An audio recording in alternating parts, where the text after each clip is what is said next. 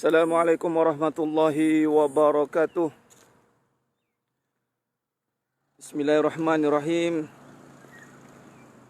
Innal hamdalillah nahmaduhu wa nasta'inuhu wa nastaghfiruh. Wa na'udzubillahi min syururi anfusina wa min sayyiati a'malina. May yahdihillahu fala mudhillalah wa may yudlil fala hadiyalah. Alhamdulillah. Wassalatu wassalamu ala Rasulillah wa ala alihi wa sahbihi wa man walah. Alhamdulillah, sidang jemaah, sidang penonton, ejen-ejen kebenaran, pejuang-pejuang kebenaran. Salam doha, salam PKPB. Selamat datang ke Fitness Kolbu. Alhamdulillah. Apa khabar semua pagi ni? Alhamdulillah. Sila bantu sebarkan insya-Allah. Alhamdulillah, semua alhamdulillah. Terima kasih yang dah bersiaran insya-Allah. Pada pagi yang penuh barakah ini, kita akan bersama-sama mengisi masa yang ada insya-Allah. Kurang lebih dalam 1 jam ni, kurang lebih insya-Allah. Pagi ni matahari cepat naik. Tengok, sekarang pun dah terang. Alhamdulillah. Insya-Allah, insya-Allah. Terima kasih yang dah bersiaran. Alhamdulillah, bantu sebarkan sebelum saya ambil tempat untuk duduk. Alhamdulillah. Selawat dan salam kata junjungan mulia Nabi Muhammad sallallahu alaihi wasallam. Subhanallah. Pagi yang indah ini, mari kita sama-sama nikmatinya. Subhanallah. Keindahan alam ciptaan Allah Subhanahu wa taala ini. Khair. Cari tempat teduh. Teduh juga. Okey. Alhamdulillah, teduh dah. Subhanallah, alhamdulillah, wa la ilaha illallah, wallahu akbar, la hawla wa la quwata illa billahil aliyil azim, wa la manja minallah illa ilaih. Baik, mari menikmati dulu keindahan yang ada, insya-Allah. Tu dia. Okey.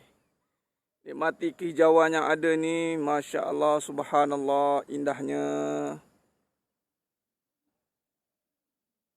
Keindahan alam. Allah menjadikan semua ini tiada sia-sia. Rabbana ma khalaqta hadza batila subhanaka faqina azabannar.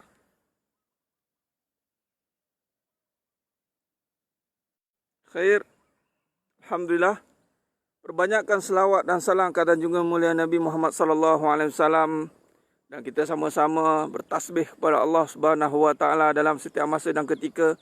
Hati yang sentiasa terpaut dengan zikrullah, melihat akan setiap kejadian yang ada dalam hidup kita juga. Ini alam yang indah ini, kejadian hidup kita, sidang jemaah yang dimuliakan Allah Ta'ala. Kalau kita lihat alam ini begitu tenang, damai, subhanallah. Cuba bandingkan dengan hidup kita, adakah sedamai ini? Sekiranya hidup kita tidak sedamai seperti yang anda lihat, yang apa yang saya paparkan ini, bermakna kita kena tingkatkan lagi zikrullah, subhanallah. Sebab apa kita boleh tengok alam ini, kejadian ini begitu tenang dan damai? Kenapa? Kerana Allah sendiri yang berkata, Wallahul khaliqul bari'ul musawwiru lahul asma'ul husna. Yusabbihu lahu ma fis samawati wal ard. Setiap yang di langit dan di bumi, semuanya bertasbih kepada Allah Subhanahu wa taala. Semuanya, tidak terkecuali, walaupun kuman sebesar kuman. COVID pun bertasbih kepada Allah Subhanahu wa taala.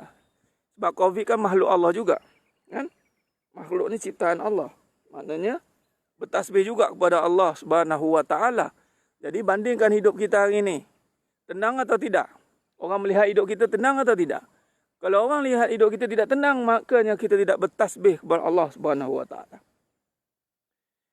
Kita tengok budak-budak yang belum akil balik, yang tiada dosa, seronok kita tengok tenang wajah mereka. Kenapa? Kerana mereka bertasbih kepada Allah Subhanahu wa taala. Indahnya tempat ini kan? Baik, itulah kehidupan kita sepatutnya seindahlah dengan ciptaan ini. Kerana ciptaan Allah Taala itu begitu indah. Khair. Pada pagi yang penuh barakah ni, saya akan sentuh antara perkara yang menghalang kita untuk merasa keindahan dalam hidup kita adalah mainkan perasaan. Hidup jangan mainkan perasaan, jangan permainkan perasaan orang. Tu dah. Mau tajuk dia Ustaz? Ya, tajuknya. Okey. Allahumma salli ala Muhammad wa ala. Khair, kita doa ni pot biasa saya lah ni. Kalau pergi saya akan pot di sini. Baik. Alhamdulillah.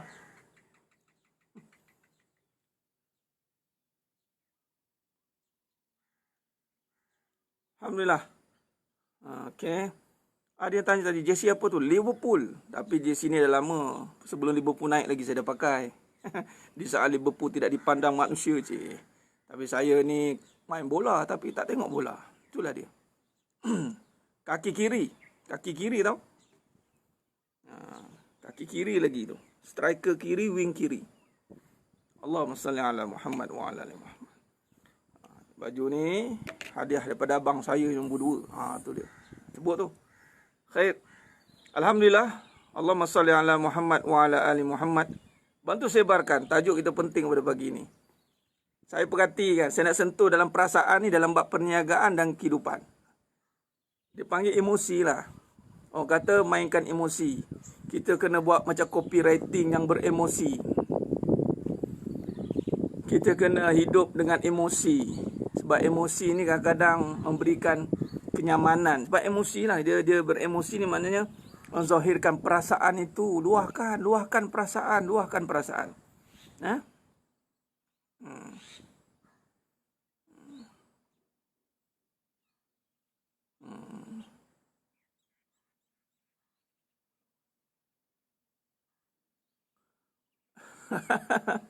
Bukan sebab purdah je, Tuan Jamal. Ingat, berpudah ni tutupan syariat luaran. Yang utama ni hati. Adapun ketika luaran kita sudah berfungsi dengan baik, bersyariat, pastikan hati berhakikat. Jadi jangan kita bersyariat saja tetapi tidak berhakikat sempurna. Maknanya di saat wanita berpakaian sudah cantik tetapi hakikatnya masih belum sempurna. Apa dia? Ada sifat iri hati, dengki, cemburu. Ni perasaan ni. Perempuan selalu dikaitkan, lelaki mengiyakan. Perempuan dikaitkan dengan kecemburuan. Sedangkan Nabi dah kata mafhum hadis. Tidak boleh dengki, tidak boleh cemburu tau. Cemburu ni bahasa kita. Bahasa dalam pengajian adalah iri, dengki. Dengki, iri, cemburu. Nabi kata mafhum hadis, tidak boleh cemburu melainkan 2 perkara. Yang pertama, cemburu orang yang ada harta menginfakkan hartanya. Yang kedua, cemburu orang yang ada ilmu mengamalkan ilmunya. Ya, yang utama hati yang berhakikat. Dua-dua perlu, puan. Dua-dua mesti. Puan Rina, dia kena naik seiring. Syariat itu wajib. Kulit menjaga isi. Tapi jangan kulit hanya menutup isi yang buruk. Kadang-kadang boleh kita itu dah perbahasan munafik. Bahaya ya. Sebab tu kita kena seiringkan perbuatan dan dalaman. Penzahiran dan apa yang kita lalui dalaman, dia kena seiring. Sebab tu ada rukun qauli, rukun fi'li, rukun qalbi. Bak kata marhum Tuan Guru Nek Aziz. Dia kata apa? Solat itu jangan disebut-sebut je. Macam ayam patuk, Nabi kata. Nabi kata mafhum hadis. Membaca setiap kalimah dalam bacaan solat, itu seperti ayam yang mematuk makanan sampai tersekat di kerongkong. Dia tak sampai ke hati. Jangan. Jadi biarlah bersesuaian dengan hati. Sekiranya kita sudah cantik luaran, pastikan cantik dalaman. Sekiranya sudah cantik dalaman, pastikan cantik luaran. Ada dua-dua kena seiring. Jadi baguslah. Itu peringkat yang pertama baru, the beginner. Dan mesti melalui syariat. Tidak boleh kita menjangkaui sebab kita mesti melalui kulit. Kulit pasti menjaga isi. Ingat, kulit yang baik menjaga isi yang baik. Kulit yang buruk menunjukkan isi itu buruk. Ketika kulit baik, isi buruk, munafik. Hati-hati. Dan ini sangat besar perbincangan munafik. Sangat besar perbincangan munafik. Sebab munafik ini kedudukannya lebih rendah daripada orang kafir. Sebab munafik sudah Islam tetapi dia cuba berdolak dalih dengan keislamannya. Dengan apa? Keimanan pula. Dia Islam dah. Dari segi perbuatan Islam dah. Solat Islam, aurat Islam. Dua ni wajib. Dua ni benda yang wajib yang patut dibuat, bukannya nak tunggu masa baru nak tutup aurat. Tak. Kau balik saja, dah balik saja, tak aurat. Benda yang compulsory. Aurat benda yang compulsory, solat benda yang compulsory. Alhamdulillah lah dia Dulu tak solat, sekarang dah solat. Yalah, kita bagi sokongan lah sebab dulu dia tak solat. Tapi ceritanya, lambat benar awak nak solat. Awak dah Islam. Awak nak ambil masa lama nak solat. Sedangkan dah dapat hidayah dah mengucap dah kan. Kita bimbang-bimbang, iman terganggu. Iman. Di saat kita dah membenarkan Islam, iman wajib dibenarkan pula. Ini perjalanan kita ni. Ya. Allahumma salli ala Muhammad wa ala ali Muhammad. Khair. Baik. Jadi, aurat compulsory, solat compulsory. Ni Rufa pun dah akan nikah Ustaz. Alhamdulillah lah. Syukurlah. Ya Allah. Jadi viral kan. Apabila seorang yang public figure masuk. Baguslah. Kita husnuzon lah. Sangka baik. Adapun kalau tanya pendapat saya, benda tu wajib dah. Bukan sekedar nikah saja. Aurat tu dari awal dulu dah. Aurat is compulsory. Solat is compulsory. Menyatakan keislaman compulsory. Suara pun kira aurat orang perempuan. Mendayu-dayu suara aurat. Sebab tu suaranya mendayu lah. Suara yang mendayu. Adapun suara yang digunakan untuk urusan-urusan yang basic, urusan-urusan umum tidaklah aurat. Ini suara yang digunakan untuk mendayu. Bila nak datang lagi ke masjid kami, di mana tu Tuan Putra Hasbullah? Dulu cemburu puan dia yang kasih. Bagus. Kalau cemburu juga, maknanya cek pasal.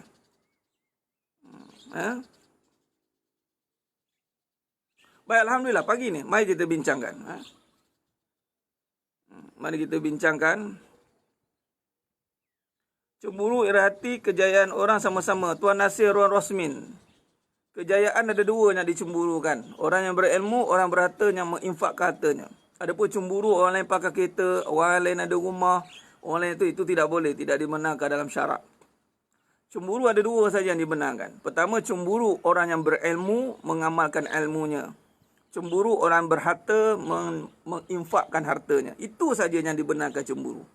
Adapun cemburu dengan kejayaan orang lain yang kita nak ke depan, bersaing dua perkara lah. Bersaing nak ada ilmu dan mengamalkan ilmu. Aku cemburu betul lah tengok dia tu ada ilmu. Kemudian dia mampu pula ada mengamalkan ilmu dia.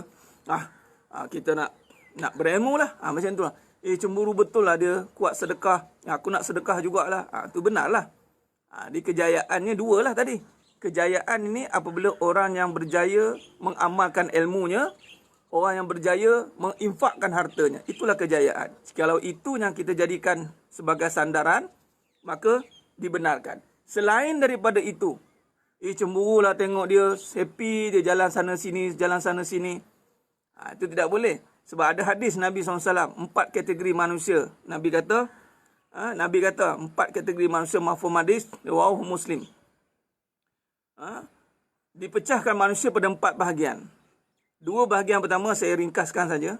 2 bahagian yang pertama adalah orang yang berilmu dan berharta menggunakan ke jalan Allah. Ada ilmu, ada harta. Allah bagi dua-dua. Orang yang berilmu dulu, kemudian berharta. Ni. Dan menginfakkan di jalan Allah. Nabi kata apa? Pahala bagi dia. Orang yang kedua, orang yang berilmu, Allah kata, Allah kurniakan ilmu pada dia, Nabi kata, dan dia tidak punya harta. Dia tidak punya, ini golongan kedua. Kemudian dia berazam untuk seperti orang yang pertama. Laukana, kalaulah aku ada harta, macam orang yang pertama tadi. Contoh kita ambil Abdul Rahman bin Auf radhiyallahu an. Sayyidina Osman bin Affan radhiyallahu an. Saya lebih baik kita contohkan sahabat, habis cerita. Sahabat dan para awliya. Susah kita tengok figur-figura yang tidak melalui jalan sahabah ini.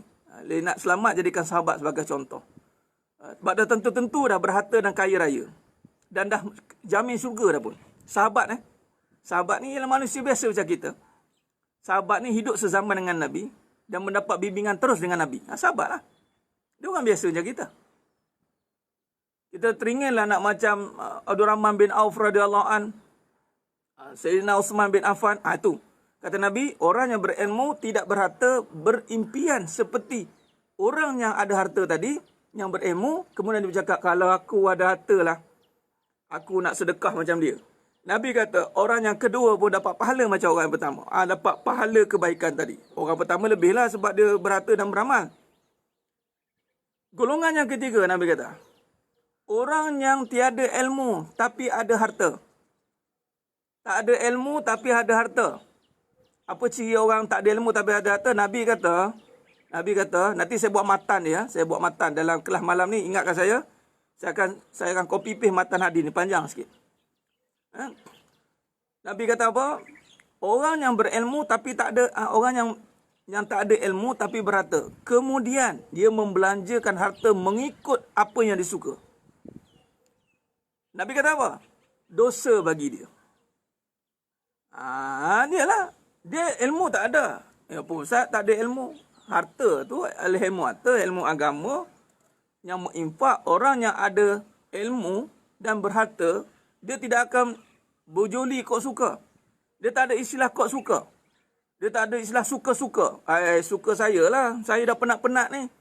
Dah, harta ni milik Allah. Allah tanya dari mana dapat, ke mana kau pergi kan? Jadi orang yang berilmu ketika memiliki harta, dia sangat berhati-hati dengan harta dia. Lalu orang yang tiada ilmu dan dia ada harta, dia akan belanja kok suka dia. Jalan-jalan, pergi sana, pergi sini, belanja sana, belanja sini.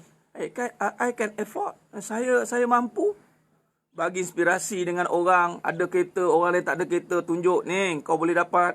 Orang lain tak ada rumah, dia ada rumah, tunjuk ke orang. Aku ada rumah ni. Nak kau tak nak ke? Kena dia bagi semangat dan kebendaan. Allah kata apa? Nabi kata apa? Orang begini dosa. Sebab dia menggunakan untuk kepribadian saja. Dia tunjuk atas apa yang dia suka.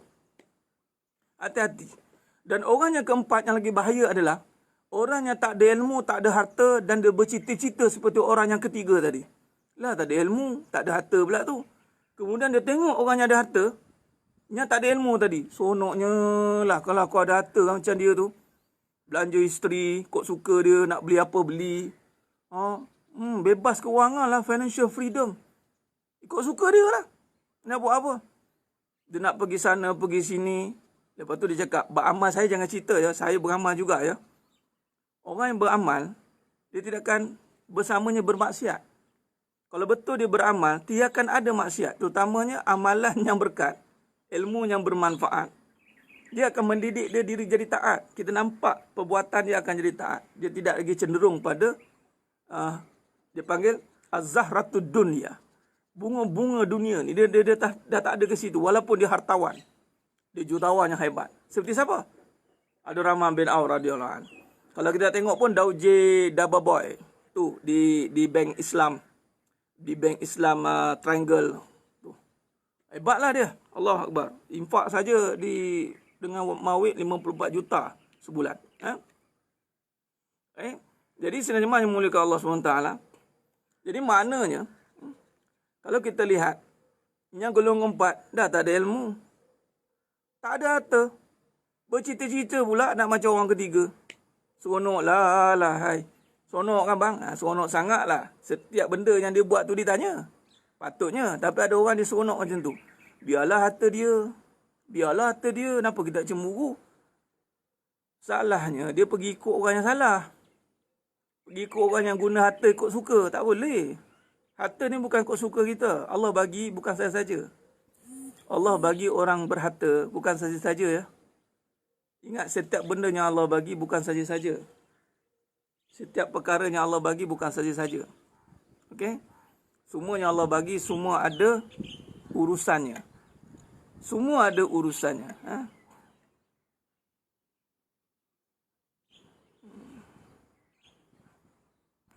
Mana soalan tadi? Allah, terlepas pandang mana-mana soalan. Laju no komen. Alhamdulillah. Ya, harta milik Allah.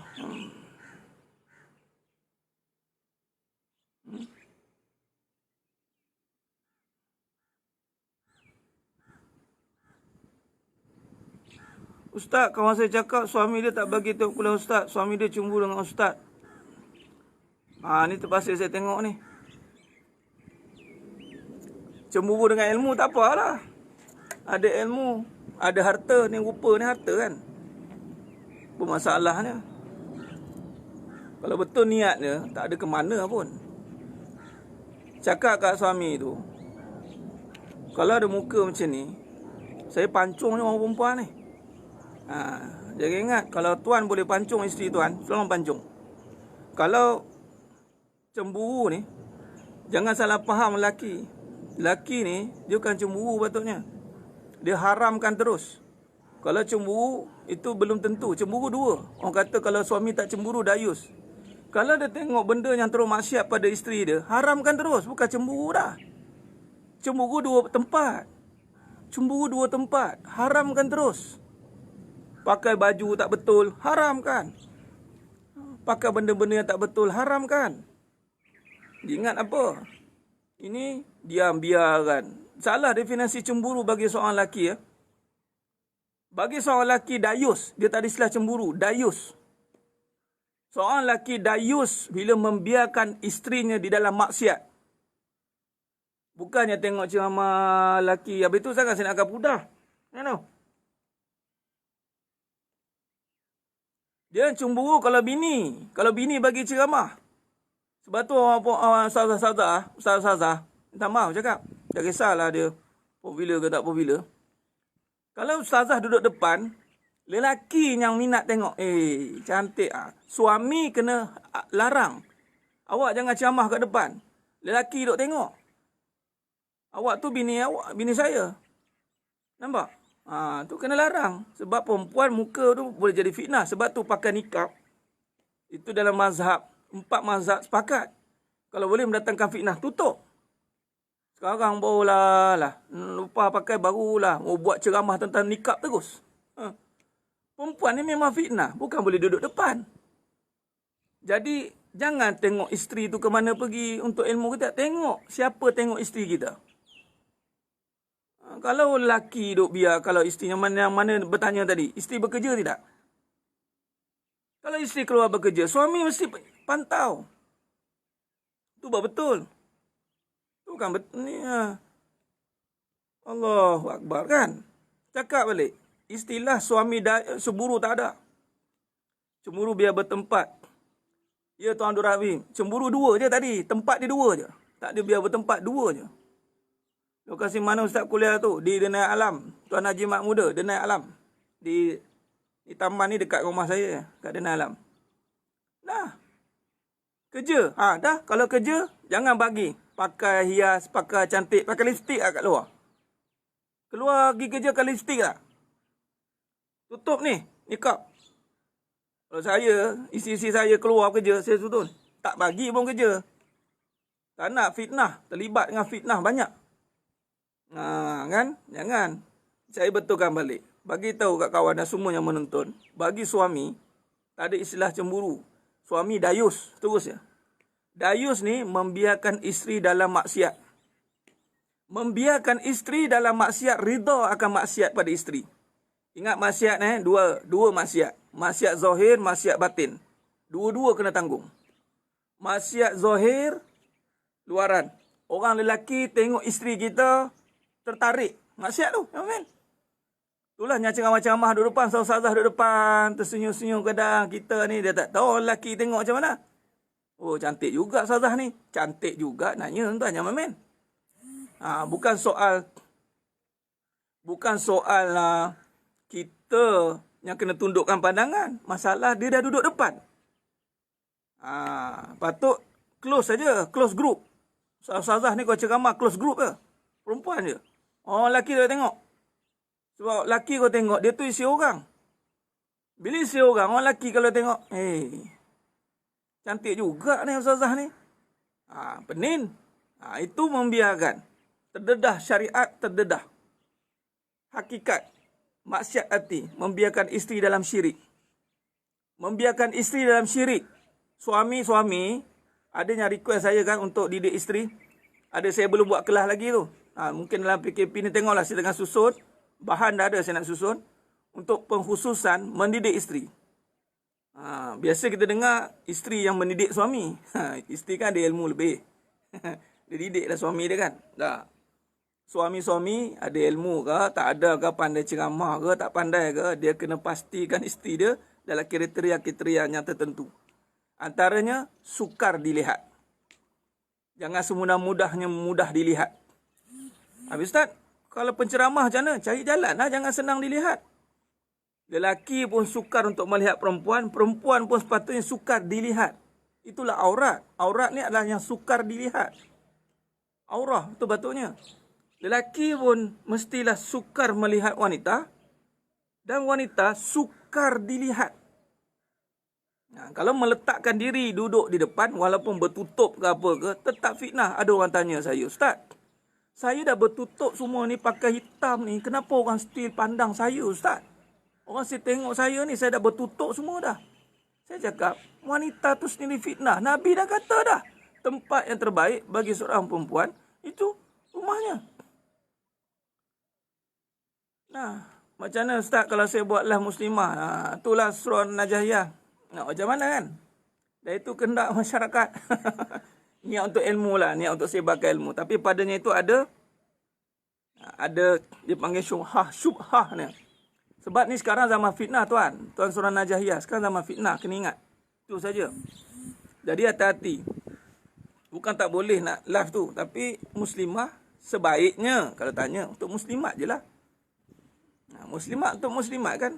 Sebab kalau muslimat untuk umum, sebab ada yang bukan ajnabi tengok. Habis kalau lelaki lain. Lelaki memang ada tanggungjawab berdakwah. Memang tanggungjawab. Bukannya kita ni tanggungjawab bercakap dakwah ke depan memang lelaki. Nampak? Dan lelaki, wanita tengok lelaki ni lain sikit. Tak seperti macam lelaki tengok perempuan. Nampak? Kalau lelaki tengok perempuan, lain. Sebab tu pandangan itu memang dua-dua sekali Allah suruh tundukkan pandangan lelaki dan perempuan. Tapi lebihnya kepada lelaki. Fitnah bagi lelaki, perempuan. Nabi tak cakap fitnah bagi perempuan lelaki. Nampak? Ini dalil yang sangat mudah. Nabi kata fitnah bagi lelaki itu perempuan. Jadi kalau fitnah bagi lelaki itu perempuan, kalau perempuan duduk depan, fitnah lah. Nabi tak cakap fitnah bagi perempuan lelaki. Tak ada. Nabi tak cakap gitu. Nabi cakap fitnah bagi lelaki perempuan. Maknanya perempuan lah yang perlu disimpan. Sebab fitnah. Perempuan lah perlu diperhatikan. Berhati-hati.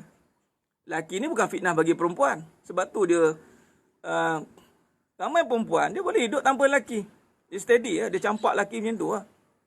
Dia sibuk-sibuk, dia lupa lelaki dah. Orang lelaki, dia sebab tu industri pelacuran laku. Industri pelacuran laku.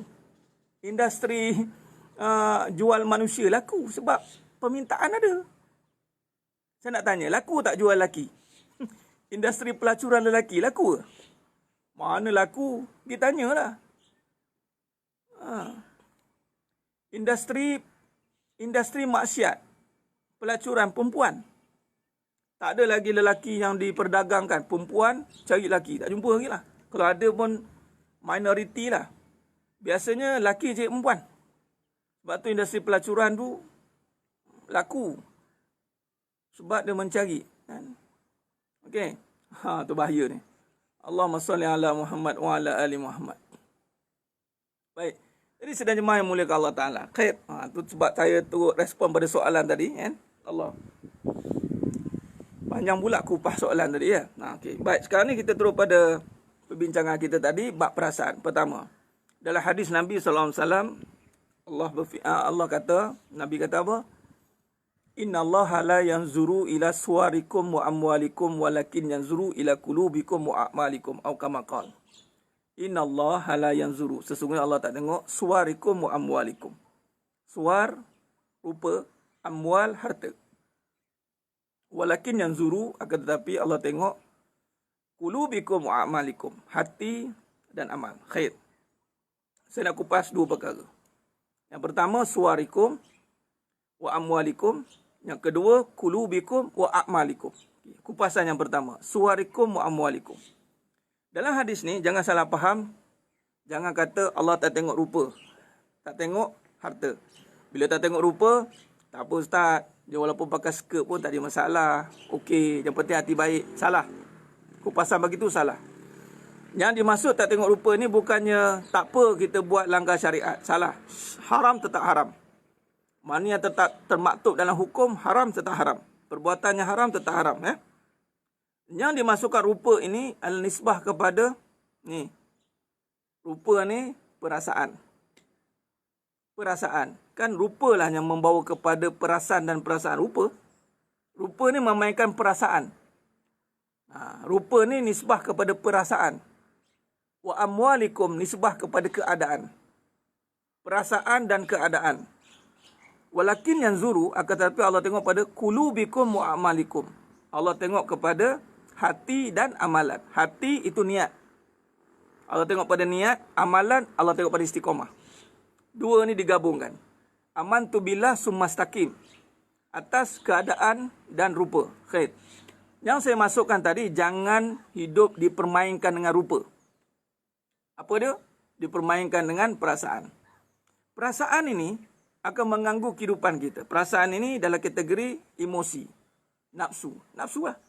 Perasaan akan dikendalikan oleh keadaan. Itu perasaan. Contoh, pergi tempat keadaan yang cantik. Jadi perasaan dia seronok. Perasaan ini ada dua cerita pula. Perasaan seronok, perasaan sedih. Perasaan gembira, perasaan sedih. Keadaan ada dua pula. Dia dua je cerita dia, pasangan-pasangan. Dia tak susah cerita dia. Dia straightforward. Cuma dalam yang susahnya bila nak implementation saja. Tapi bila tak faham kaedah cerita pun, kadang-kadang kita susah nak explain. Dia tak tahu. Dia ingat perasaan ni sulit ustaz, sulit. Tak, dia dengan ilmu Allah dia tak sulit. InsyaAllah. Khair. Kalau keadaan ada dua, susah, senang. Kalau perasaan ada dua, gembira, sedih.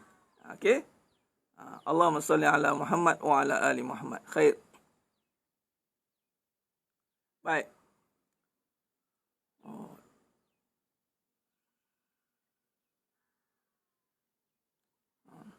Baik. Jadi sekarang ni, perasaan akan mengganggu, perasaan itu emosi, Puan Normala Saleh. Perasaan itu alias, perasaan alias emosi alias nafsu. Sama je.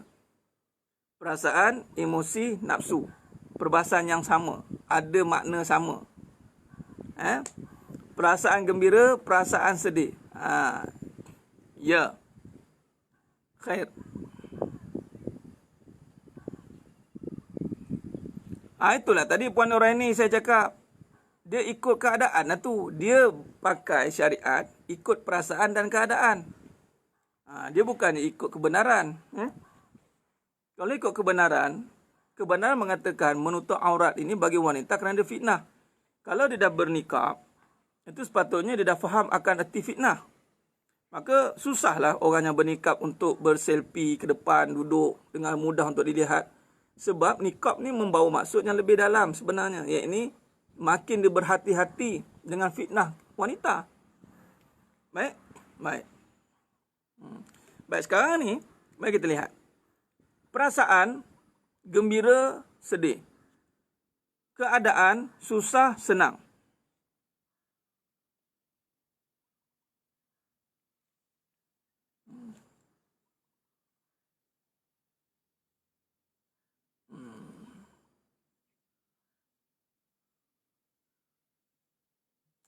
Jadi sebenarnya mulakan Allah Ta'ala. Dia tak faham masuk nikah untuk dia. Dia takut pakai nikah tu trending je. Trend. Sama juga pakai tudung pun boleh jadi trend. Dah tutup tapi masih perhatian. Ingat, menutup aurah itu maksud untuk menutup perhatian. Menarik perhatian. Sebab tu kalau pakai nikah tapi masih menarik perhatian, makna dari segi hakikat tak tutup aurat, dia menarik perhatian. Menutup ini sepatutnya nak mengurang, nak menundukkan, jangan orang perhatikan dia. Tapi kalau masih menarik perhatian ajnabi, menarik perhatian. Kalau nikah ada celorong-celorong dia, bersarat-barat, dia ada benda-benda lagi, batu-batu, bling-bling. Jadi maknanya, ya auratnya syar'i tutup, tapi hati, ni kata tak selari tu, hati-hati. Bukan bermakna, tak tutup lah ustaz. No. Kita suruh selarikan. Selarikan.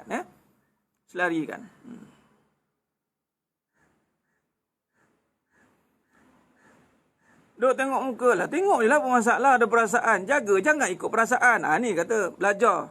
Tengok muka pun payah. Berani nak tengok lama, nak kena cantai. Nak kena pancung, berani. Jangan ingat, ustaz tengok muka. Ni, muka tu bagus muka ustaz ni. Dia mesti orang perempuan tak. Saya cantai je. Jangan. Perempuan ni fitnah. Jangan ingat tengok tu sedap. Kemudian boleh. Dah. Saya bukan begitu. Sebab kita belajar macam ni. Ingat perasaan akan menghancurkan seseorang itu. Kau tengok dengan perasaan saja. Seronoknya tengok ustaz. Seronoklah. Kamu tak tahu lagi pancung macam mana. Jangan. Sebab itu, orang yang ada rupa, orang yang ada harta, dia akan mainkan perasaan. Sebab dia ingat rupa ni akan membuatkan orang tu leka. Ialah dengan rupa, dia mempermainkan perasaan dan keadaan seseorang. Dia tidak mendidik, dia membiarkan, dia seronok, cakap pun lemah gemalai, dia panggil sweet talker. Kan? Itu nama memainkan perasaan. Dia maknanya, dia ikut rupa dia. Dia seronok lah orang tengok. Ada rupa. Dan then dia show off, duduk depan. Bila duduk depan, dengan rupa dia ni, dia mainkan keadaan. Dia mainkan keadaan senang. Nampak tak? Keadaan senang sehingga orang galit dengan kesenangan pada rupa. Seronoknya dapat rupa macam ni. Seronoknya dapat rupa macam ni. Senang hidup aku. Dan dia pun menunjukkan keadaan itu dengan rupa hidup senang, seronok kan. Sweet couple, pasangan ideal, isteri cantik, suami handsome. Secocoknya lah. Dia mempamerkan keadaan itu sehingga orang lalai dengan keadaan itu. Ini tak boleh. Dalam Islam tidak boleh mempermainkan keadaan itu dan perasaan itu. Rupa ni tidak boleh dipermainkan. Tidak boleh dipergunakan ni. Jangan main-main. Allah tanya ni. Sebab itu, orang yang Allah beri kelebihan harta senang, itu lebih berat tanggungan dia. Sebab orang lebih terkait galit dengan kesenangan.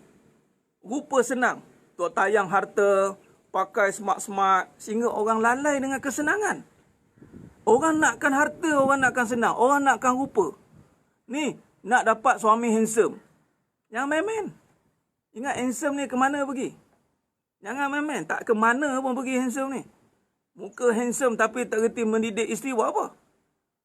Yelah nak macam ustaz lah handsome nak mendidik. Perit telinga lah. Ingat dengan muka handsome, kita nak belai-belai isteri. Memang tak. Sebab itu bukan ciri. Jangan ingat, muka handsome, sweet talker. No. Biasa kait macam tu. Ini nama main perasaan. Saya cerita straightforward dalam keadaan kehidupan. Syarah hadisnya panjang. Tapi dalam fitnah kolbu ni kita cerita tu terang. Jadi, nak bagi tahunya, melihat rupa. Ada orang mempergunakan rupa. Senang cerita dan memandangkan soalan tentang saya ni, saya jawab tentang saya. Mari sini. Allah bagi rupa yang elok. Dia gunakan rupa ni untuk tarik crowd. Ni, rupa ni. Untuk tarik crowd. Orang seronok tengok. Orang seronok suka. Kemudian, yang mendengar pula saya akan berkata dengan keadaan. Orang perempuan, kita kena baik dengan orang perempuan. Nabi sangat baik dengan isteri Nabi. Nabi sangat ni. Sehingga, seronoknya lah macam ustaz. Terus macam ustaz terus. Dia bukan dia nak tengok agama suruh apa. Dia tengok ustaz buat apa. Bahaya. Benda ni salah. Akhirnya orang melihat nak suami macam ustaz. Habis. Mempromosikan diri tanpa sedar. Ini bahaya. Mempromosikan diri tanpa sedar. Sebab tu Nabi dalam kata-kata, Nabi suruh kata benar. Dalam muka macam ni pun, orang ramai tak suka cakap, ustaz ni cakap lepas je. Perit cakap ustaz ni. Sakit hati dengar. Memang. Siapa yang dengar lah. Siapa yang tak suka. Sebab dari segi orang perempuan. Saya banyak kali dah. Banyak kali dengan perempuan. Mana-mana yang baru-baru ikut jangan terkejut. Yang dah lama tahulah. Ramai yang mengatakan saya dengan perempuan. Saya tak sokong orang perempuan. Saya pantang. Saya akan lancarkan perang dengan orang perempuan. Sebab apa? Orang perempuan ni fitnah. Orang perempuan ni fitnah. Dia kalau bercakap tu dia nak kena orang perempuan ni kerja dia. Tu kena orang duk cakap saya ni lah. Tapi itu hakikat dia. Itu hakikat dia. Baik, jadi sekarang ni perasaan perasaan. Saya nak bagi cerita bab perasaan. Ni akan menjawab lah tadi. Akan menjawab. Jadi maknanya sekarang nak bagi tahu yang penting bila kita bercakap begini. Kita bercakap tidak mengikut suka gembira. Kita bercakap tidak mengikut keadaan, tidak mengikut perasaan. Kita tak bercakap topik-topik yang sensitif. Oh, okey. Ini jangan. Ini orang tak suka dengar. Oh, ini keadaan tidak mengizinkan. Nanti. Memang dalam perbincangan, kita akan bercakap ikut hikmah. Tetapi hikmah ni bukanlah sampai kita memenangkan perasaan, membenarkan keadaan. Contoh, keadaan tengah bermaksiat. Keadaan ni, oh ni tak sesuai ni cakap sekarang ni. Sedangkan sedang bermaksiat tu, isteri, contoh keadaan isteri yang buka aurat. Keadaan isteri yang sedang buka aurat, tapi kerana perasaan dia kalah. Sebab, aku sayang ni perasaan. Perasaan ni sayang kerana isteri saja. Perasaan ni sayang kerana isteri banyak tolong dia, masak. Isteri banyak tolong kemah rumah. Isteri banyak tolong keadaan. Jadi perasaan dia terkait dengan keadaan menyebabkan apa saja keadaan isteri tidak tercakap. Apatah lagi kalau seorang isteri yang mengaku dirinya disuruh syirik khafi. Apa dia? Sayalah yang pertama, sayalah yang terakhir. Suami tak ada cakap apa. Sebab memanglah isteri aku ni seorang yang aku setakat ni tak boleh calin dengan yang perempuan lain. Dialah satu-satunya isteri aku yang pandai menjaga aku. Nak banding dengan isteri lain tak ada kot. Dialah yang pertama dan terakhir. Nampak? Suami pula mengiyakan statement-statement yang menjurus kepada syirik khafi. Takut nak bercakap. Sebab perasaan dah, keadaan tadi, kerana sumbangan yang banyak oleh seorang isteri ni, begitu hebat sumbangan seorang isteri, sehingga suami kata, aku tak boleh hidup kalau tak ada isteri aku ni. Baju semua diuruskan, makan minum diuruskan, suat dalam pun dia gosokkan. Semua benda kat isteri aku ni. Jadi aku kalah lah. Perasaan dia kalah dengan keadaan isteri dia. Lalu ketika isteri dia melakukan salah laku di sisi Allah, dia gagal untuk menyentuh dia. Lain macam. Habis. Terutamanya dalam bab syirik. Isteri buat sebab suami baik. Bukan isteri buat sebab Allah. Sebab tu suami pula, kerana isteri tu baik, jadi dia tak berani buat perangai. Sebab apa? Isteri dah baik. Jadi sekarang ni, dia baik sebab isteri baik. Isteri pula, isteri baik sebab suami baik. Jadi dua-dua baik sebab masing-masing baik. Dah isteri dah baik, kita baiklah. Habis Ustaz, kan Allah suruh buat baik. Memang Allah suruh buat baik. Tapi Allah suruh buat baik bukan sebab isteri baik. Nampak? Bukan sebab isteri tu layan kita. Walaupun dia layan ke, tak layan ke, dia buat muka muncung, duk burung patuk nak ni ke. Layan tetap layan. Saya pernah tanya seorang ustaz, dia bahagian Jaiz. Ni ustaz yang hebat lah. Kan? Saya sebutlah nama Ustaz Sujak. Sebab ustaz ni. Siapa ada ni jumpa. Dia sangat low profile tapi sekarang dia naik pangkat penolong pengarah. Dengan keluarga. Saya tanya ustaz. Saya tanya satu soalan. Apa hukumnya? Ni trending ni bagi si suami-suami dengan isteri yang nak bercerai. Bila nak bercerai, dia tak puas hati, dia duduk asing. Betul tak? Padahal belum bercerai tau. Belum bercerai, dia duduk asing. Dia duduk asing. Dan nak pula saya tanya, apa hukum suami yang nak menceraikan isteri yang nusyus? Tengok dia jawab apa. Nak nusyus, kita pun ada salah. Satu je kak. Macam mana pun keadaan dia, masih isteri kita yang sah. Kita kena balik tunaikan tanggungjawab kita. Nafkah zahir, nafkah batin. Nampak? Batin ni, dia kena layan juga dengan lembut. Sekiranya ada keinginan nak bersama, kena bersama. Nak jawab apa? Adakah nak tunggu isteri tu baik, baru kita layan dia dengan baik? Adakah nak tunggu isteri tu baik, baru kita nak layan dia dengan baik? Adakah suami itu baik, baru si isteri nak layan dengan baik? Sebab tu tercabarnya maruah atau martabat seorang perempuan apabila tahu suami dia nak kahwin lagi. Itu salah satu sebab. Marah habis. Nampak? Mulut saya memang macam tu je Tuan Haji. Tak boleh Tuan Haji. Kalau dah memang macam tu alamat, ya Allah lah. Hancurlah amalan dia. Hancurlah amalan dia. Dah memang macam tu maknanya hati yang tidak terkawal lah. Baik, jadi maknanya nak bagi tahunya kita tidak boleh terkesan dengan perasaan. Ustaz, kira dosa ke Ustaz kalau yang cakap yang best dapat suami macam tu? Apabila dia dah bersuami lah. Dia dah ada suami, cakap bestnya dapat suami. Tak boleh, dosa. Sebab dia mula buat perbandingan antara suami dengan suami. Tapi kalau dia berkata begini, bestnya ya Allah, ada ilmu seperti Ustaz itu. Itu lain. Dia nafikan saya, dia ambil ilmu. Ilmu macam Ustaz tu seronoknya, ada ilmu. Doa kalau suami dapat ilmu macam saya. Tak salah lah. Jangan dapat suami macam saya. Gila namanya. Dah suami macam saya je lah. Mana boleh compare dengan lelaki lain? Tak boleh. Haram. Dosa. Sama juga seorang suami, ada seorang ustazah. Seronoknya lah. Dapatlah. Isteri aku macam ustazah tu kan bagus. Ustazah tu bini orang. Seorang suami, niat terlintas dosa. Dua-dua dapat. Sampai hati-hati. Biasanya suami dapat ilmu macam Ustaz. Ya. Ya, Puan Rosmini. Ini tak apa. Tetap menduakan kalau suami macam Abang Non. Ini masalahnya. Bukan Abang On bukan Abang Non Abang On. Baik. Doakan tunang saya bersalin. Tunang saya bersalin. Macam statement.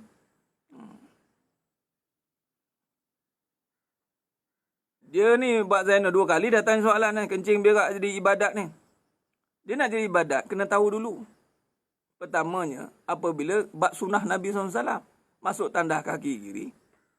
Dengan baca doa tandas. Masuk keluar tandas. Ikut apa yang Nabi suruh. Kan? Dan menjadinya apabila keluarnya itu kita lega syukur pada Allah. Kerana Allah dah keluarkan semua penyakit dalam badan. Jadilah ibadat. Kan? Itu dia. Dia kaitkanlah dengan ibadat balik. Ibadat kaitlah dengan Allah balik. Bayangkan, kita nak buat yang besar ni, kira Allah tak keluarkan. Kan sakit. Allah juga. Sebab tu keluar saja, Alhamdulillah. Paling kurang, Alhamdulillah. Paling kurang, keluar, Alhamdulillah. Gurau. Ya Tuan Syafiman, jangan buat main. Ni orang menengok ni. Allah Akbar. Baik. Jadi, faham Okey, itu bab keluarga. Bab keluarga yakni maknanya dalam bab beramal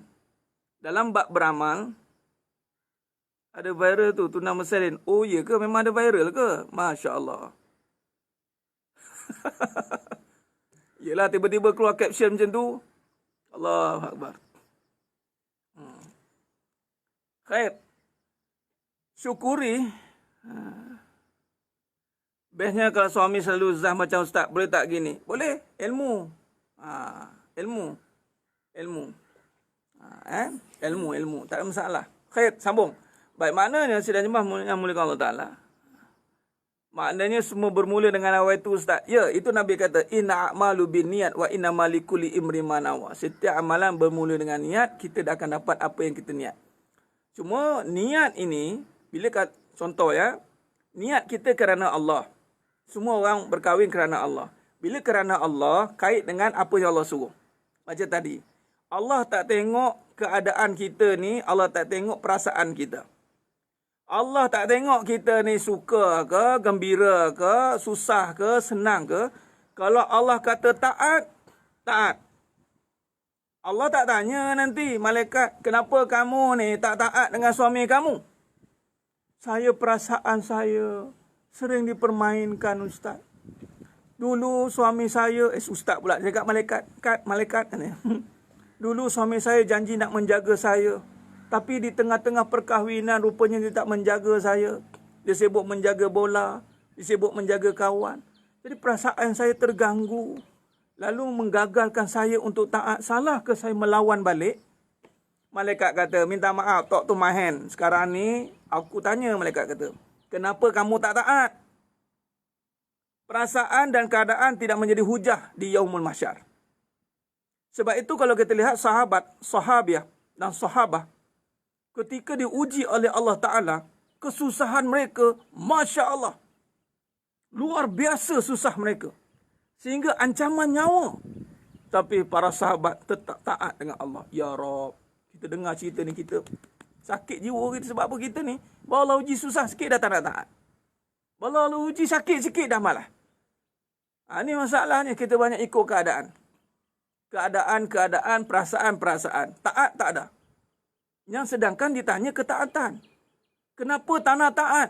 Jawapannya senang. Tak yakin dengan Allah. Habis cerita. Bila tak yakin dengan Allah, itu isu iman. Bila isu iman, sila bulan ke neraka.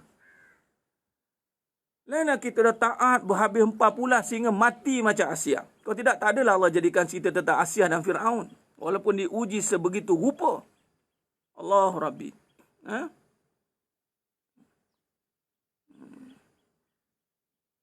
Ya benar. Seorang contoh suami, benar. Dia kena taat dengan mak dia. Walaupun keadaan dia isteri dia seorang, 2, 3, 4. Hari ni duk bangga isteri ramai. Oh, isteri saya 4. Isteri saya 3. Isteri saya 2. Mak macam mana mak?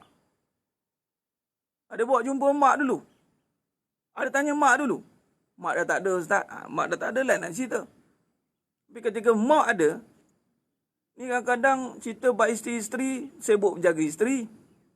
Sibuk menjaga perasaan isteri. Ya, Asyah dan Khalid Al-Walid, bab kedudukan. Ya. Maknanya, keadaan, perasaan tidak menjadi hujah. Saya ulang lagi sekali. Keadaan dan perasaan tidak menjadi hujah di hadapan Allah. Kadang-kadang Allah uji taat kita dengan susah. Allah uji taat kita dengan senang. Tengok-tengok senang tak taat. Allahu Rabbi. Allah dah bagi suami yang sweet talker. Allah bagi suami yang setia pada yang satu. Tiba-tiba dia tak taat dengan Allah. Apa dia? Dia makin nampak keakuan. This is my husband. Husband saya je yang ada macam ni. Lain-lain jangan kacau my husband. Kacau, aku pancung 18. Pergi cari. Nak laki orang juga dia nak. Pergi cari laki lain. Marah anak tu. Bagi yang dah pula, bangga pula. Bagi yang dah boleh kahwin pula, dah taat dengan Allah. Ingat, taat ni soal hati. Dia nampak diri dia. Saya bab poligami memang saya open. I'm okay. Dah nayang diri hebat pula. Allahu Akbar. Hebat no nampak gaya. Isteri saya ni memang hebat bab poligami ni. Isteri pertama ni. Oh, isteri pertama pula cakap. Pom cakap. Sebab apa? Tak semua wanita boleh bagi poligami. Dah tak taat dengan Allah. Dia taat dengan Allah ni sampai tak terlihat diri. Itulah ketaatan yang sempurna. Jadi maknanya di saat Allah bagi nikmat, Allah bagi musibat, dua-dua patut tak boleh nampak diri. Allah bagi senang, nampak Allah. Allah bagi susah, nampak Allah. Tak nampak diri lah. Patutnya. Sebab tu kena belajar, kena berilmu. Dan kena memahami setiap perkara yang kita lalui. Khair. Baik. Dalam bisnes pula. Dalam bisnes, jangan mainkan perasaan. Kita tulis ayat-ayat yang memainkan perasaan sehingga orang beli sebab terbuai dengan kata-kata. Ini minta maaf cakap bagi yang duk gunakan statement konsep copywriting. Minta maaf cakap, saya tu kena cakap. Sebab saya perhati, ada orang menulis kalam-kalam dalam bisnes, padahal taklah seindah, tak sehebat itu pun produk dia. Biasa je, tapi dia punya cerita dia, sehingga terbuai-buai, teringat kenangan, masakan, jatuh hati dengan ibu. Dia punya produk. Dia cerita bab produk dah lah. Straightforward, cerita sikit maklumat dah. Jangan berhulu, dia panggil berlebih-lebihan. Ini mainkan perasaan. Yelah ustaz, kita kena mainkan perasaan baru orang nak beli. Maknanya menjual bukan dengan produk, dengan perasaan. Orang beli sebab dipermainkan perasaan. Hati-hati. Padahal simple ya. Allah produk. Tapi suami makin sayang, makin rapat. Suami makin ibarat setiap malam pertama. Macam ya je jadi malam pertama setiap malam. Sekarang beli kan tak jadi pun tahu. Boleh pula ini kan makanan ini mengenang kisah lampau. Mengenang masakan ibu. Dia cerita. Guna pula tagline agama pula. Ini mengenang sirah Nabawi, mendatangkan cinta kepada Nabi. Belilah dengan ini membina perasaan. Ambo cakap mendayu-dayu kita baca tu kadang-kadang tu. Ha? Saya perhati dia orang berniaga ni. Belilah demi kasih sayang seorang anak, memberikan terbaik untuk mak ayah. Dia mainkan perasaan. Dia create dia punya situation sehingga orang nak beli bukan sebab produk. Bukan sebab manfaat pada produk itu. Tapi sebab mainan daripada kata-kata sehingga orang terbuai dan membeli. Lakulah. Berkat, wallahu alam. Saya tak tahu. Sebab berkat ni benda tu akan membuatkan dia makin taat. Yes. Menjual dengan kualiti. Is that your product very qualified for quality? Orang kalau ada kualiti, pump cerita, this is from kilang. Wangian ini dah tak payah cerita lah. Ada orang tu jual perfume. Pakai ni, orang yang kelas, yang hebat-hebat. Akan melihatkan ini. Apa cerita? Kau nak jual minyak wangi pun. Tunjukkan kilang kat mana dapat. Jangan main tuang botol dekat belakang. Faham? Cuba tengok produk yang international. Ada main ayat panjang-panjang. Dream. Jual kereta. Ada main perasaan. Nak beli kereta mewah. Kereta menggambarkan imej anda. Tak ada. Dia cerita kereta. Spek. Kondisi dalaman. Cantik. Clear. Orang suka. Beli. Sebab kualiti dia. Simple. Dia tunjuk ikhlas sikit. Bawa kereta. Nampaklah produk itu. Fungsi dia. Ni tak. Ada nampak botol. Botol satu. Tapi cerita, ya Allah. Berapi-rapi cerita. Marketing, ya, tapi perasaan. Jangan mainkan perasaan orang berniaga. Jangan mainkan perasaan, jangan permainkan, jangan dipermainkan. Perkenalkan produk, ya benar Tuan Suat. Jujur, betulkan niat. Kalau produknya hebat, please perform kualiti dia. Jangan lagi terkait. Saya minta maaf. Sekarang saya perhatikan, saya kena cakap jugalah benda tu. Testimoni okey. Tapi kadang-kadang testimoni pula sama juga testimoni mainkan perasaan. Dulu saya bila pakai ini, jatuh hati saya, perasaan mengimbaukan. Allah, testimoni pun buat-buat. Mainkan perasaan. Sebab tu kita tak qualified for quality. Orang yang berkualiti, dia tak perlu cerita banyak, dia tak perlu mainkan perasaan. Dia go for quality. Selalu saya cerita. Dalam mana yang pergi pada mengikuti pengajian, ready untuknya ambil mukmin niaga. Saya akan start untuk coaching nanti. Saya nak tengok, adakah dia buat betul-betul dengan R&D, Research and Development. Kalau dia tidak R&D, please, you as a trader saja, dan trader jangan banyak cerita.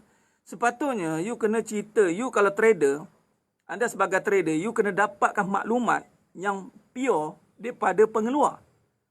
Make sure pengeluar jujur bercerita apa latar belakang dia. Dan latar belakang jangan tipu. Sebab tu Nabi kata, jujur, peniaga yang jujur. Dan senang nak jadi ahli perniagaan ya. Jangan ingat nak buat duit je. Setiap perbuatan perniagaan menempah diri ke neraka. Nabi kata, jangan main-main. Sebab tu tak semua orang boleh jadi ahli perniagaan yang benar. Hati-hati. Tapi nak buat duit, semua orang boleh buat duit. Tapi yang benar, jangan main-main. Drama. Testimoni over. Ya benar Puan Zalia. 7 keturunan lah, mengimbau. Nak pula ada yang kaitkan dengan hadis Nabi, sunnah Nabi. Nampak? Jangan main-main. Yang main dengan sunnah-sunnah lagi bahaya. Hati-hati. Dia gunakan sunnah nak lakukan produk. Bukan nak ingatkan pada Nabi. Hati-hati. Sebab tu JAKIM dah tak boleh dah halal. Tak boleh guna sunnah, perkataan sunnah tak boleh. Perkataan tu tidak boleh digunakan pada produk. Jangan. Nanti kalau kena saman nanti. Sunnah ni nanti orang pergunakan perkataan tu untuk melariskan jualan dia. Bukan sekadar untuk mempromosikan sunnah. Kalau nak promosikan sunnah, promosi semua sunnah. Amboi, mahal Ustaz, payah ni. Ayalah. Kalau betul nak promosi sunnah. Kalau nak promosi produk lah. Cuma Ustaz, produk saya ni kategori sebahagian daripada sunnah. Sebahagian bukan main produk Jadi jujur, jangan highlight kan. Macam pakai tu dah sunnah dah. Nanti sunnah ni besar. Sunnah Nabi besar. Jangan hukum sunnah dengan satu benda je. Kadang-kadang jual produk makan kan. Kadang-kadang dalam tu bukannya pure pun. Dia campur. Macam Nabi SAW makan pure. Kalau kurma. Cuka. Batu soda. Satu-satu per item. Tapi sebab benda tu mahal. Nak dapat per item mahal. Jadi kita combinekan lah Ustaz. Okay. Hati-hati. Hati-hati. Bisnes guna orang perempuan je Tuan Hamzi. Ini pelaris produk. Pelaris dia. Guna fitnah yang paling laku. Fitnah tu. Perasaan. Perasaan kan. Orang tengok perempuan dia jatuh perasaan. Ustaz jual barang mesti laku. Tak ada cerita. Ya. Tak ada cerita banyak. Beli je. Kan? Jangan cerita banyak. Tak beli. Tak beli. Sudah. Habis cerita. Straight forward. Ya. Ready. Memang nak keluarkan pun nanti. Not now.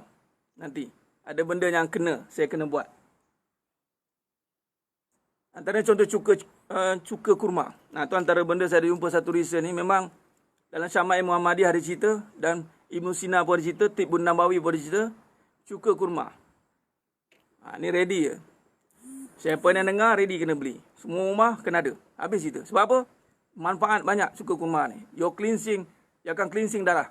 Daripada semua chemical dan radioaktif. Semua. Allah Akbar. Ibn Sina ada cerita bab ni.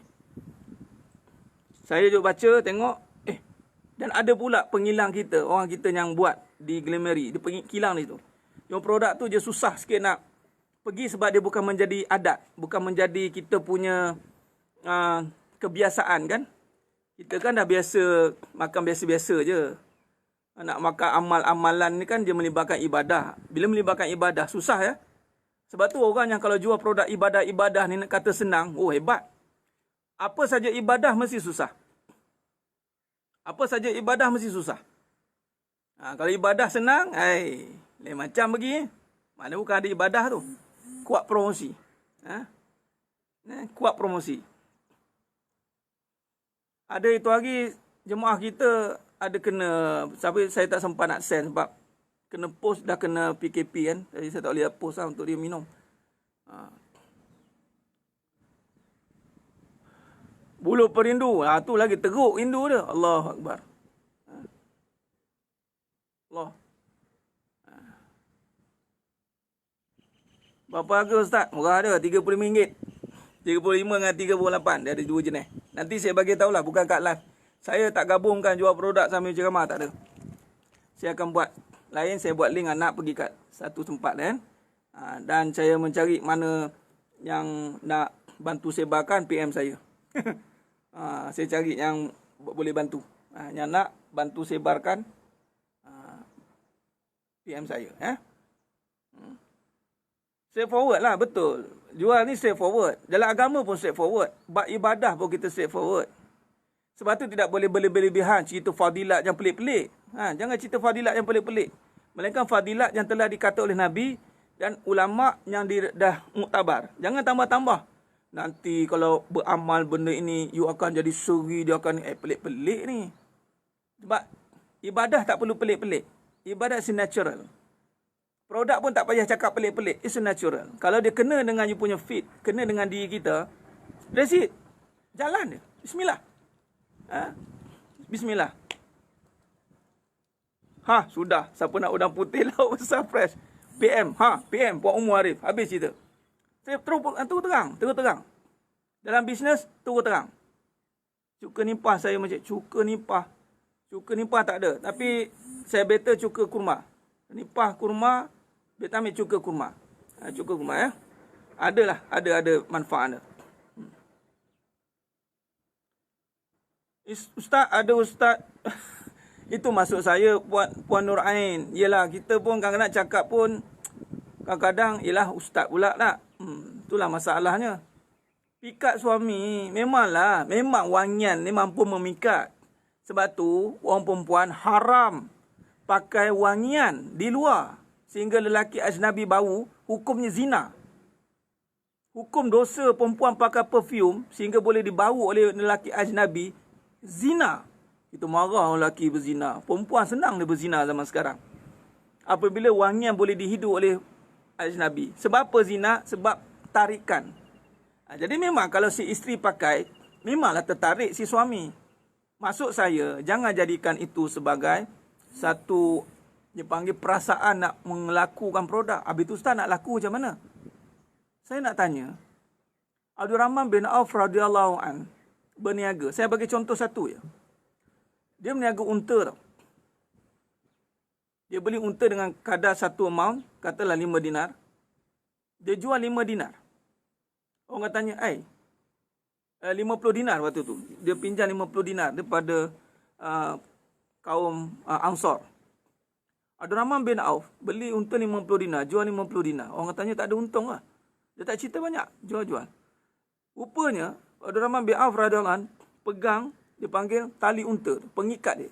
Kat unta ni kawasan macam kuda tu, dia ada pengikat dia. Tali tu Abdul Rahman bin Auf pegang. Ketika dia jual unta, beli unta, jual unta, beli unta, tiba-tiba tali tu tak ada. Tali tu adalah handle. Bila tali tak ada, unta dah banyak. Jadi tali tak ada, tak boleh nak kawal. Jadi orang terus cari Abdul Rahman bin Auf, terus nak beli tali. Di saat permintaan tinggi dan barang sedikit, berapa harga jual? Tak cakap banyak. Bila barang ni ada keperluan, tanpa perlu cakap, jagalah unta. Unta ini perlukan tali, tuan-tuan. Tanpa tali, unta tiada. Lemahnya kita ambur kata-kata lah, pelik lah. Orang terus cari. Beli, untung. Tak, cerdik. Sama dengan doktor. Doktor ada mainkan perasaan nak jual ubat. Tak ada. Doktor pun tak mainkan perasaan, jual ubat. Bukan nak main perasaan, ustaz. Dah memang sakit datang, kan? Bila ada keperluan, itu datangnya. Sebab tu sekarang kita kena faham keperluan. Bukannya meniaga sebab kemahuan. Perlukah kita meniaga dengan produk ini? Perlu tak? Kalau perlu, bismillah. Kalau sekadar kemahuan, dia akan jadi meragam. Merepek banyak nanti. Sebab mahu jual. Bukannya perlu jual. Bila kemahuan dan keperluan tidak selari, malah kemahuan, itu nafsu tadi, perasaan. Saya nak survive, start niaga ni, ada tak produk yang laku-laku? Dia main kemahuan. Dia bukan keperluan. Ada orang, dia jual memang keperluan. Bila keperluan, dia tak cakap banyak. Perlu, benda ni keperluan tuan. Tuan kena beli, perlu ni. Untuk clearkan darah-darah dalam badan. Kita sekarang terdedah dengan chemical. Macam mana kita nak flush kita punya darah? Dalam ni kimia banyak dalam badan ni. Macam mana nak flush dalam darah tau. Sebab yang isu sekarang darah. Darah ni akan efek kepada perut. Dan jantung. Jadi main dia darah. Jadi kalau nak settlekan bak darah, you kena cari produk yang boleh keluarkan semua chemical dalam darah. Find out, cari. Salah satunya, cuka kurma. Sila dapatkan. Ambil. Macam tu je cara dia. Habis cerita. Sebab tu kalau siapa berniaga dengan doktor jam, doktor tanya fakta dia. Allah, aku tak boleh jual dengan doktor ni, jam. Sebab tu kalau contoh motivasi ke apa ke, kalau berjumpa dengan pensyarah, jam. Profesor-profesor tanya fakta lah. Pening kita jawab. Alamak. Macam mana ni kita duk main kan. Sebab tu ada seorang mantan pengarah Inscan tak silap saya. Tegur ada seorang tu. Dia mainkan isu SPM, gagal. Sekali keluar statement dia. Kena ingat semua orang yang berjaya dalam bidang negara tu kebanyakan majoriti ada ijazah katanya. Dia cakap. Ni saya ambil lagi statement dia. Bill Gates dengan Mark Zuckerberg katanya. Bill Gates dengan Mark Zuckerberg drop University Harvard. Dia kata, kau universiti mana? Kena tembak terus dengan penjara tu. Jangan suka-suka mainkan perasaan orang. Cuba salah satu main perasaan. Cakap tak perlu ada SPM, gagal pun tak apa. Yang penting kita berniaga. Jangan mainkan perasaan orang. Tak semua orang macam kita. Kita ni Allah bagi rezeki dalam keadaan tak ada SPM pun boleh jadi. Ada orang kena ada SPM, kena ada kerja. Kan? Allah takdirkan macam tu. Maknanya jangan mainkan perasaan orang. Sehingga orang berbelah bagi dengan apa yang sedang dia ada sekarang. Okey.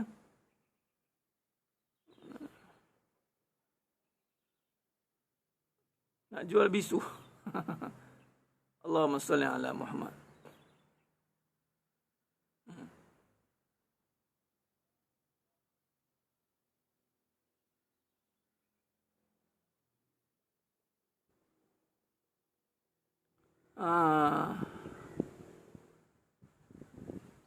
Ya ke?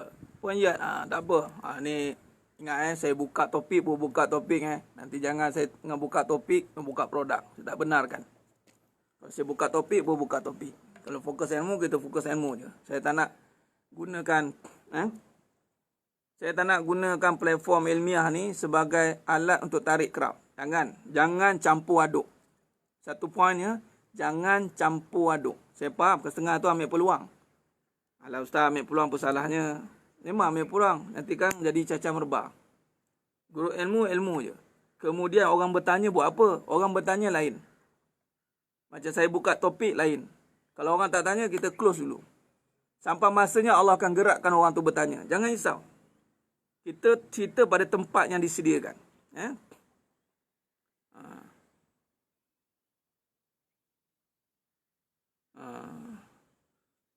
Macam membelah bagi kawan wanita yang bekerja pula. Macam mana ustaz? Tak. Yang bekerjalah. Orang serumah tetaplah serumah. Dia tidak... Dia begini, wanita yang bekerja berbelah bagi sebab asalnya dia tidak bekerja. Asalnya wanita ni tidaklah perlukan harta. Memang itu kita cerita usul. Tapi kerana ada isu-isu yang berbangkit, wanita-wanita milenium ni diajarkan untuk memahami tentang ambitious, kerjaya, harta. Dia mulalah pergi ke arah itu. Tapi certain waktu, dia akan mula berbelah bagi balik. Sebab saya nak bagi tahu, apa-apa perkara yang kita tak buat mengikut kehendak dan suruhan agama secara khusus, kita tidak kuat nanti. Sebab tu saya melihat, isu-isu wanita berkerjaya, bila mari berharta, dia akan berbelah bagi nanti. Sebab sepatutnya bukan begitu. Tapi sebab dah berbincang dengan suami isteri, kita berharap okeylah kan? Okeylah. Janganlah berbelah bagi pula.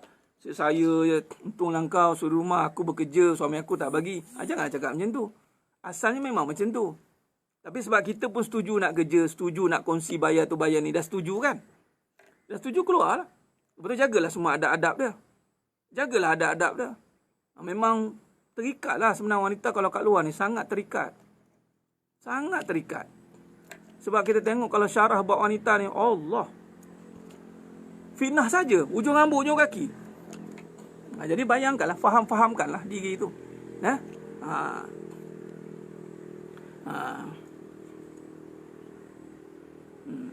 Oh, gurau. Apa ya? Tak apa, tak boleh, tak bersalah. Jadi kesimpulan, maknanya jangan kita dipermainkan dengan tadi susah senang. Jangan dipermainkan dengan gembira sedih. Sedih gembira kerana susah senang. Jangan terkesan. Jangan dipermainkan. Sebab kita bukan untuk itu. Kita nak tengok dengan niat dan amal. Apa niat kita? Niat kita nak dapat ridha Allah. Okey. Susah, bismillah. Susah ni ustaz, tapi saya nakkan ridha Allah. Sebab saya jumpa ada orang terpaksa berhenti kerja kerana berhadapan dengan ujian kesusahan. Yalah, kena buang. Terpaksa, dia bukan nak berhenti kerja bagi lelaki. Jangan terkesan. Terkesan ni jangan down dulu. Terima dulu, ya Allah. Aku niat nak dapat redha Engkau. Aku niat nak dapat redha, Engkau uji aku dengan diberhentikan kerja. Dengan keadaan COVID sekarang contoh. Apa yang perlu buat sekarang dah. Jangan terkesan dengan berhenti itu. Teruskan taat dan doa, minta Allah bantu. InsyaAllah pasti ada jalan. Pasti. Jangan sampai bila, kenapa aku begini? Ya Allah, kena balik aku macam ni. Sampai bila nak macam ni? Jangan macam tu. Sebab tu maksudnya kita terkesan dengan keadaan itu. Bila terkesan dengan keadaan, kita tidak fokus untuk berdoa kepada Allah. Kita tak fokus untuk bermunajat kepada Allah. Sebab kita sedang diuji dengan keadaan itu, kita duk fokus dengan susah. Akhirnya nak memuji Allah pun susah. Ingat, bila kita terkesan dengan susah, akhirnya kita susah nak memuji Allah. Bila susah nak memuji Allah, hati-hati. Kerana hidup kita ni puji-pujian pada Allah. Nampak?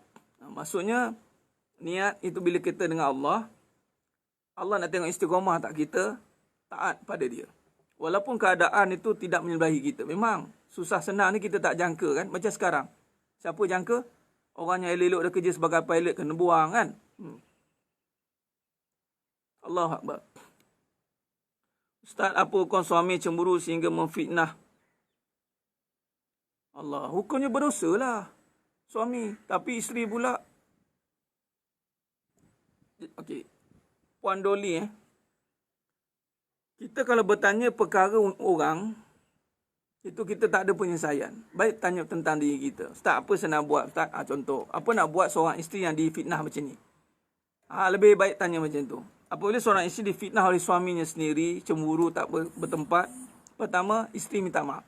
Abang minta maaf, saya ada buat benda perkara yang sampai abang salah sangka. Saya minta maaf. Isteri kena buat begitu. Dia tak boleh, abang ni kan, dah saya kerja, abang fitnah saya, abang ini. Dia lagi cacah merbah. Bila jadi cacah merbah, bergaduh, dia jadi pukul tu bila mempertahankan tu. Dia tak ada istilah pukul tanpa sebab. Polis kalau siasat pun, dia akan tanya, sebab pukul kenapa? Dengan apa? Jangan. Dia bukan taja, suami pukul ke dalam. Tak. Dia tahan reman dan ditanya. Silat bulan, suami pun cakap, mana tidaknya, suami isteri saya pun tinju saya juga. Isteri pun tanya. Report sekali. Dua-dua kena. Hati-hati. Jadi, dia sampai naik tangan pukul ni bukan sebelah pihak. Takkan bukan yang pukul kalau tiada angin. Takkan bertepuk sebelah tangan kalau tak ada dua yang menyambutnya. Jadi kalau macam tu, timbul fitnah. Minta maaf lah. Minta maaf bang. Isteri yang solehah adalah isteri yang akan meminta maaf walaupun dia tak ada salah. Dia solehah lah. Tapi cabaran lah isteri macam tu kan. Tak apalah, syurga kan. Jangan mengeruhkan lagi. Melainkan kalau tak nak suami tu. Dah tak nak suami tu mengeruh lagi. Dia mulalah cari pasal. Allahumma salli ala Muhammad wa ala alihi. Dia buat isteri saya mula, ya Allah. Sebab memang tough. Isteri zaman sekarang ni sangat teruji. Sebab pertama terdedah dengan perasaan. Terdedah dengan keadaan. Bila perasaan dan keadaan menjadi topik yang besar dalam kehidupan, ketaatan dah tak jadi, dia dah tak jadi keutamaan. Saya ulanglah sekali. Bila perasaan dan keadaan menjadi topik besar dalam kehidupan, ketaatan tidak lagi diperhatikan. Hati-hati. Ya benar Ummu Syahmi. Tak jadi gaduh. Tak jadi gaduh. Wallahi.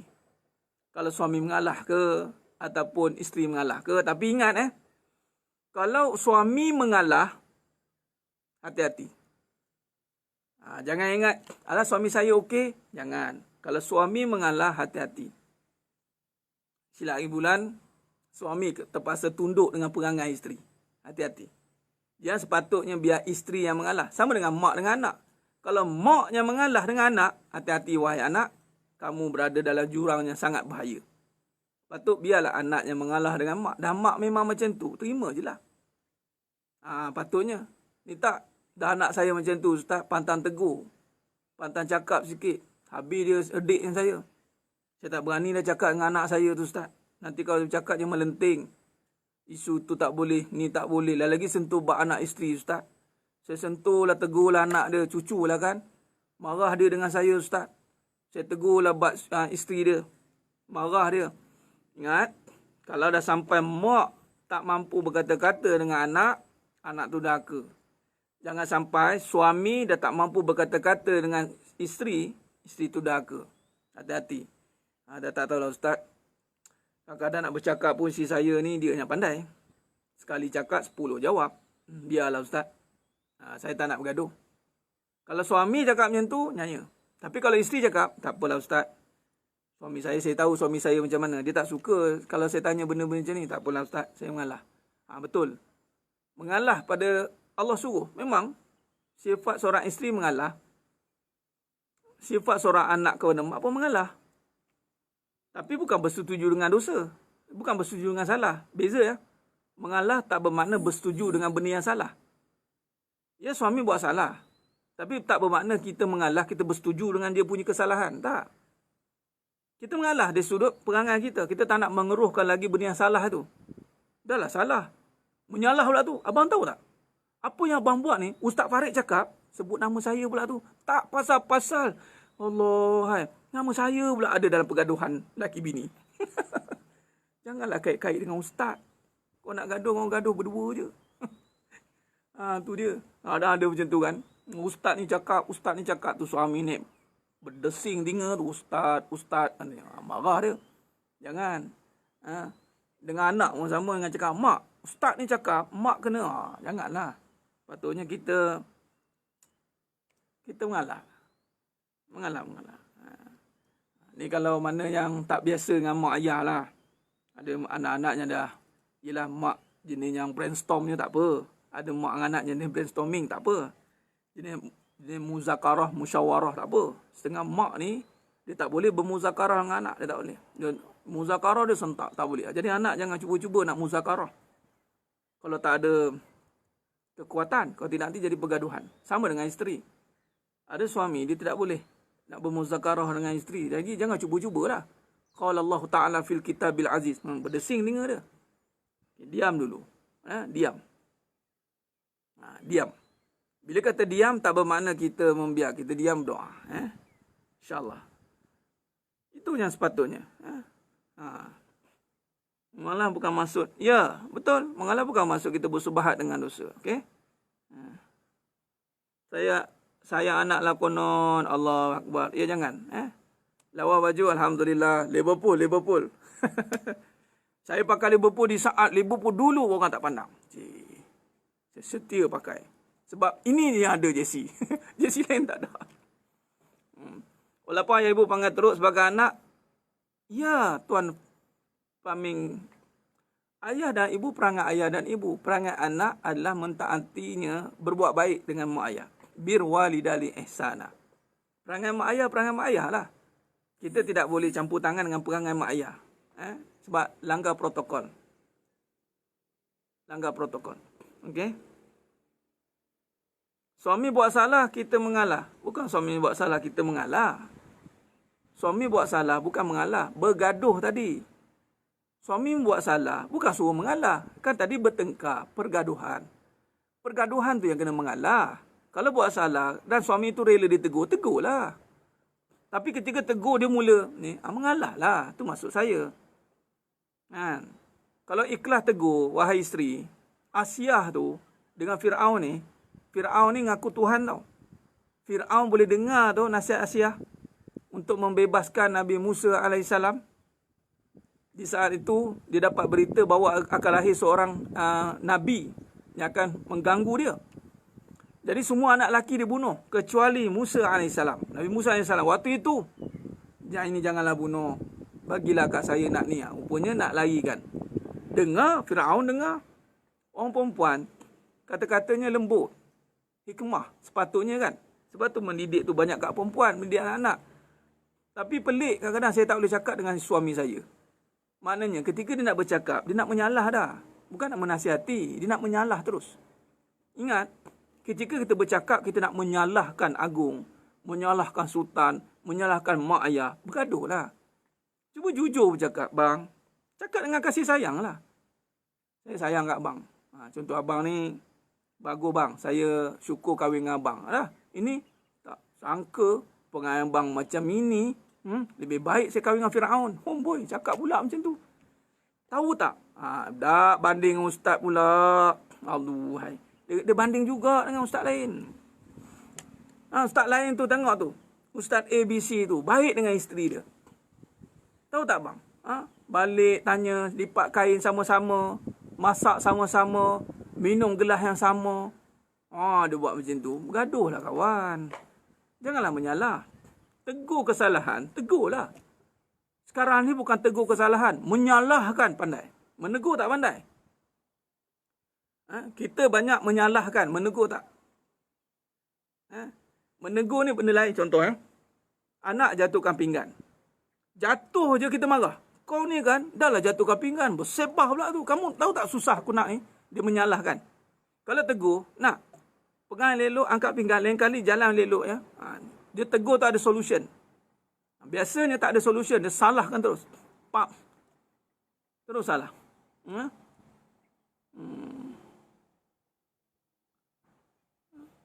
Boleh sebenarnya. Kaedah niat kita bercakap untuk apa? Menyalahkan ke ataupun? Habislah jadi macam Ustaz Farid. Nyanyalah.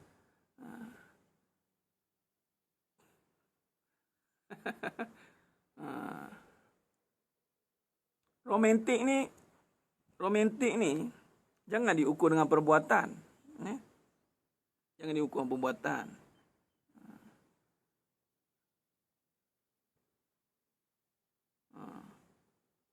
Pandai komplain, tunjuk tak ya betul. Tak tahu macam mana nak tegur, selalu silap cakap walau dah cakap dengan cara lembut. Okey. Dia begini, Puan Zara. Tak tahu nak tegur, takut saya cakap. Kalau macam tu tak payah tegur lah. Kita layan lah. Layan. Kalau kata tegur tu buat pergaduhan, bagilah layanan. Layanan untuk apa? Layanan untuk kita lah. Kita yang nakkan pahala tu ya. Allahumma salli ala Muhammad wa ala Muhammad. Khair. Doa lah. Doa. Kalau tak boleh bercakap dengan cara kedua, cara ketiga lah, yang ni dengan Allah. Bercakap dengan Allah. Okey. Jadi satu, yang keduanya, buang rasa tak puas hati tu. Kadang-kadang kita memang ada perkara-perkara silam yang mengganggu kita untuk melihat suami kita, kadang-kadang terkenang. Tengap. Benda-benda tu, perasaan dan keadaan jangan wujud di dalam perbincangan. Bila perasaan dan keadaan wujud dalam perbincangan, dia akan jadi perkara yang menimbulkan ketidakselesaan. Hati-hati. Cakap benda yang benar saja. Cakap kebenaran, insya-Allah. Macam mana nak tunjuk romantik, Ustaz? Saya cakap, romantik bukan hanya dengan perbuatan. Romantik itu apabila kita jaga dia begini. Cakap. Contoh. Abang ni, cakap. Kamu ni, abang begitu tegas sebab kamu ni, abang dari kamu isteri abang kat syurga sana. Contoh. Walaupun dia tegas, tapi kerana dia serius nak menjadikan isteri ahli syurga di sana. Itulah romantik. Romantik lah orang yang memastikan isteri dia sebagai isteri di syurga sana. Itulah romantik. Bukan romantik hanya berpegang tangan di dunia, tetapi berpisah di akhirat sana. Untuk apa? Itu bukan romantik. Allahumma salli ala Muhammad wa ala ali Muhammad.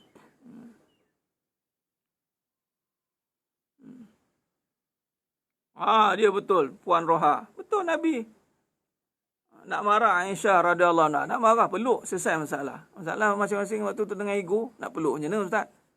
Hati-hati. Nabi SAW buat sebab hati tiada simpan. Hati Nabi bersih. Sebab tu isu je, bersihkan hati. Bersihkan, jangan mainkan perasaan, jangan mainkan keadaan. Baru hati lapang. Kalau duduk dengan keadaan, duduk dengan perasaan, macam nak berpeluk, bertumbuk kan dia kan? Dia tak jadi berpeluk, bertumbuk. Sebab dalam hati makan perasaan, pendam ni banyak. Saya banyak tegur Ustaz, banyak nasihat. Allah uji saya kembali padanya. Banyak sekarang, sehingga dia fitnah. Sebab banyak tegur tu lah Puan Doli. Dulu kita sama perangai macam suami kita. Dulu jenis yang tak kisah. Tiba sekarang dah nak agama. Seorang nak agama, seorang masih nampak macam biasa. Bila seorang isteri nak agama, suami dah tak nak. Dia nampak isteri dah berubah lah. Itu maksud dia. Sama juga. Macam suami dah berubah, isteri tak berubah. Sama je. Jadi sekarang ni, apa yang kita boleh serasikan, kita serasikan. Perubahan agama bukan merosakkan. Ingat tu Puan Doli. Perubahan agama bukan yang merosakkan. Perubahan agama patutnya mendamaikan. Jadi perubahan agama bagi seorang isteri adalah semakin berbuat baik dengan suami dia. Nak tahu suami seorang isteri itu berubah agama dia atau tidak, dia makin berbuat baik dengan suami dia. Bukan makin banyak tegur suami. Salah tu. Ini makin tegur suami. Pening suami. Semua benda nak ditegur. Biarlah mak dia tegur ataupun siapa di luar tegur. Perubahan bagi seorang isteri yang mendalami agama adalah dia mula makin perhalusi perbuatannya dengan suami dia. Dia cakap tak banyak dah. Bang, apa hal ni? Buang terbiat. Belajar hakikat kehidupan bang. Lisanul haq fitnah qalbu. Masya Allah. Barulah suami kata, bagus. Belajar lagi dengan Ustaz Farid tu. Ini tak. Dia tegur semua. Jangan belajar dengan Ustaz Farid tu. Apa dia ajar? Dia makin lower down. Okay? Sama lah dengan suami. Suami yang mendalami agama, dia makin teliti tentang isterinya. Bukan makin membiarkan tau. Semakin kuat agama bagi seorang suami, semakin teliti dia pada isterinya. Teliti tu apa? Dia akan jaga. Dia akan tengok satu-satu. Dan semakin dia khidmat dengan mak dia lah. Itu antara indikator kita. Okay? Hai.